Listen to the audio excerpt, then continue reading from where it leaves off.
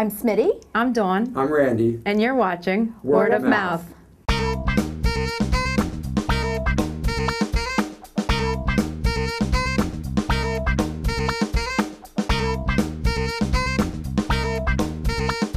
Should I stick my nose finger in that pie?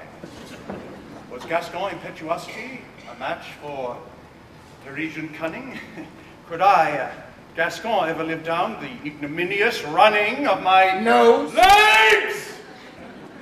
We saw Cyrano, which is the classic story of Cyrano de Bergerac, the world-renowned, or at least renowned in his time, poet and swordsman, who is excellent or excels at everything he does, except I guess you could say love. He's madly in love with his cousin Roxanne, but Roxanne is in love with Christian, who is very nice to look at.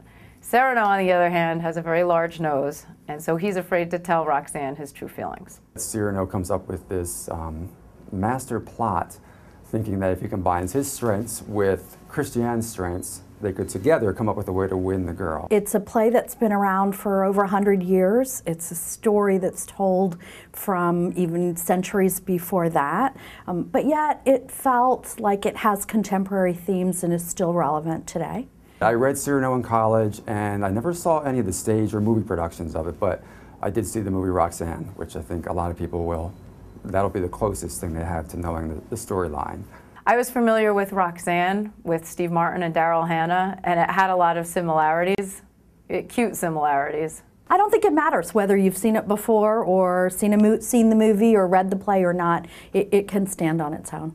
I actually thought the first half was really delightfully entertaining. When the curtain went down in the first half, I was really enjoying it. I was surprised that it was funny. There was a lot of laughter, a lot of loud laughter coming from around me. I did not expect that at all. I think probably when I read it, and I was, a teenager, I probably didn't get some of that humor, and so I was surprised that it was funny. I think the lighter comic first half in Act 1 brought out stronger, better performances from everybody, and then in the second half I felt like it kind of got bogged down by the storyline, which I think didn't bring out the strongest performances. I was very, very excited to see Kevin Kline because, of course, Kevin Kline is known for doing theater, and he's not only clearly a big movie star, but he's known for doing theater. So I had sort of high expectations, and he delivers on that. Kevin Kline's timing was fabulous.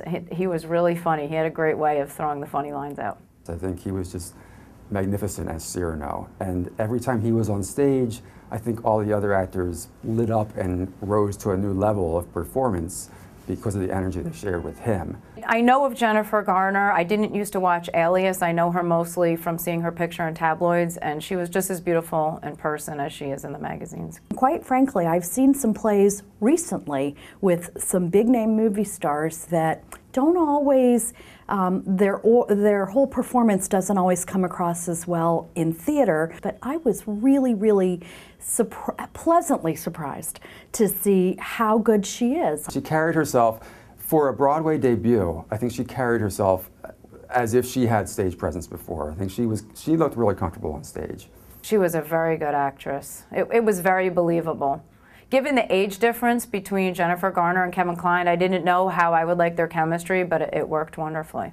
Daniel Cinata, I just love him. I watch him on Rescue Me, and I've seen him on Sex and the City and some other things, but I know he also does theater as well, and I thought he was just terrific.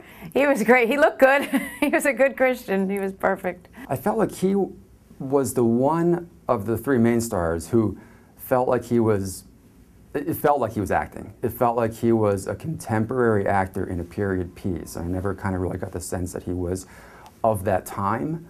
I don't know if I can think of anything I've seen that is exactly like this or even that reminded me of this, because things either seem to be big musicals with lots of technology and singing and dancing and all of that, or small 2 or 3 characters, and this one sort of is somewhere in the middle. Big characters, big staging, lots of people, but not over the top. For friends who love dramas and love pure classic theater, it's the perfect play to go see. It's not your upbeat musical type of play. It's true classical theater. It was beautiful. This could be a nice bridge to sort of attract a teenager to something that's a classic and show them that even something that was written a long time ago could in fact be interesting and relevant today. I would recommend it to somebody based purely on the performance of Kevin Kline. I think it's worth seeing him. I think it's an award-worthy performance. And I would recommend the show based on that. What, when that moment comes for both of us, what words will you say? In that most precious instant, I shall take all words that ever were, or weren't, or could, or couldn't be, and in mad armfuls, not bouquets, I'll smother you in them. Oh God, how I love you.